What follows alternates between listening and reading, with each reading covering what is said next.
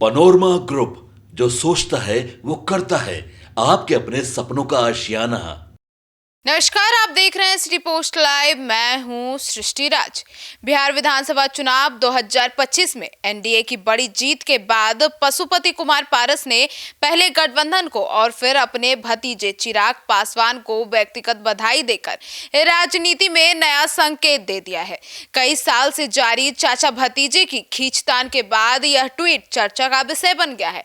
आइए जानते हैं विस्तार में इस ट्वीट के बारे में और क्या संकेत दिए जा रहे हैं पशुपति पारस के द्वारा। इसके बारे में हमारी सहयोगी मुस्कान से। मुस्कान, पशुपति पारस के दो अलग अलग बधाई संदेश क्या और चर्चा में क्यों है? देखिए, क्योंकि उन्होंने पहले एनडीए के सभी दलों को बधाई दी, 2 घंटे बाद चिराग पासवान को अलग से बधाई दी। जब बधाई देना था तो एनडीए में तो चिराग का भी हो गया था, 2 घंटे बाद फिर चिराग का नाम लेके उनको बधाई देने का क्या मतलब है? दोनों ट्वीट के पीछे समय का अंतर है। और पहला गठबंधन, फिर भतीजे को व्यक्तिगत शुभकामना। परिवार में लंबे समय से चल रहे विवाद के बावजूद शानदार जीत कहकर सराहना करना, इन कारणों से उनका जो ट्वीट है कहीं ना कहीं राजनीतिक संकेतों से जुड़ा हुआ है। आप खुद सोचिए, जिसमें बातचीत नहीं है। एनडीए को हम मान रहे हैं कि भाई जीती है तो आपने शुभकामना दी, 2 घंटे बाद आप चिराग के लिए क्यों दिए कि भतीजे को बहुत ज़्यादा शुभकामना है जीत के ऊपर, ये वो। तो मुस्कान, एक बार विस्तार से हमारे दर्शकों को यह भी बता दीजिए कि आखिर चाचा भतीजे यानी पशुपति पारस और चिराग पासवान के बीच में यह विवाद कैसे और कब से शुरू हुई? देखिए, सबको पता है, सामूहिक है ये विवाद लोजपा संस्थापक रामविलास पासवान के निधन के बाद हुआ, जब बात हुई विरासत की कि अब पार्टी का कौन देखेगा, कौन हेड रहेगा। पशुपति पारस जी बोले कि हम ही रहते थे भाई तो हम ही रहेंगे। चिराग बोले भाई उनके बेटा हम हैं तो हम रहेंगे। इसी बीच में जो चिराग खुद को पार्टी का स्वाभाविक वारिस मानते थे, पारस और अन्य सांसदों ने चिराग की शैली पर सवाल उठाए थे। इसके बाद पार्टी टूटकर 2 हिस्सों में बंट गई थी, एक लोजपा पारस और एक लोजपा आर।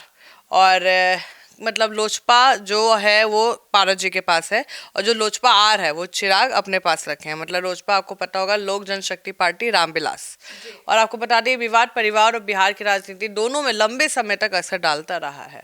जी, तो मुस्कान, बिहार चुनाव 2025 में दोनों गुटों का प्रदर्शन कैसा रहा? देखिए, अगर हम बात करें एलजेपी आर का या लोजपा आर का बात करें तो 29 सीटें पे चुनाव लड़ा गया था, 1 सीट आपको पता है हट गया था और 19 पर जीत हुआ है। तो बहुत बड़ा प्रदर्शन है, बहुत बढ़िया नंबर है। इनसे उनकी एनडीए में जो स्थिति है वो मजबूत हो गई है। पशुपति पारस की बात करें लोजपा की, तो अकेले चुनाव लड़े थे, सीटों पर उम्मीदवार भी उतारे थे, बेटा यश को भी चुनाव में उतारा था लौली से। सभी उम्मीदवार हार गए हैं, हार का सामना करना पड़ा है। और पारस जी का कहीं ना कहीं राजनीतिक जो पकड़ है वो कमजोर हो चुका है। अब राजनीति में उनकी वो पकड़ नहीं रही जो पहले थी। तो मुस्कान, इन परिणामों का बिहार और एनडीए की राजनीति पर क्या असर पड़ सकता है? देखिए, चिराग पासवान की जो स्थिति है वो पहले से अधिक मजबूत हो गई है।